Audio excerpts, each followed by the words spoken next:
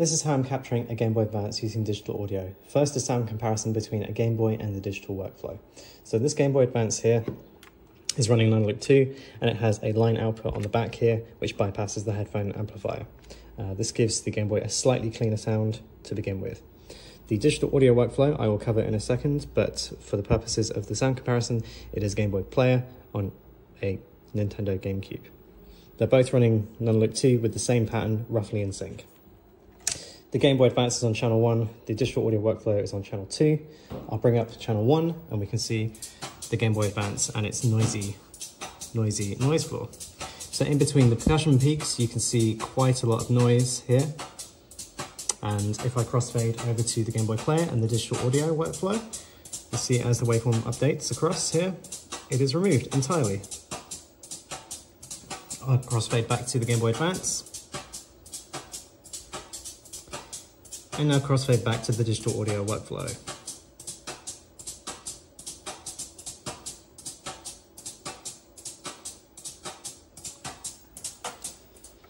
So the digital audio workflow consists of the Game Boy Player running on a Nintendo GameCube. The software that is running on the Nintendo GameCube is the Game Boy Interface, which is a replacement software for the Game Boy Player. In the digital out port on the back of the GameCube, I have a GC plug, which gives me HDMI output. I have this box, which is a HDMI audio extractor, which gives me an SP diff coax signal from the HDMI output of the GC video plug.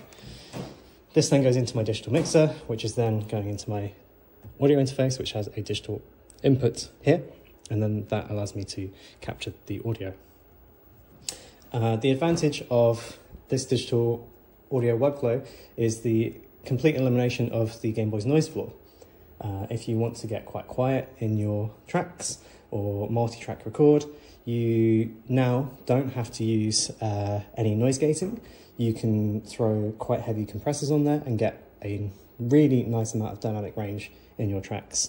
I don't think anyone has used this workflow for chiptune recording before, but I'm quite excited to have discovered this and share it with the community because, yeah, it's quite a fantastic thing. And this doesn't just work for non-loop, by the way. This also works for LSDJ. It works for anything that will run on the Game Boy Advance, as the Game Boy Player is just a Game Boy Advance, in theory anyway. So that's the setup, that's the workflow. I hope that's useful, and yeah, cheers.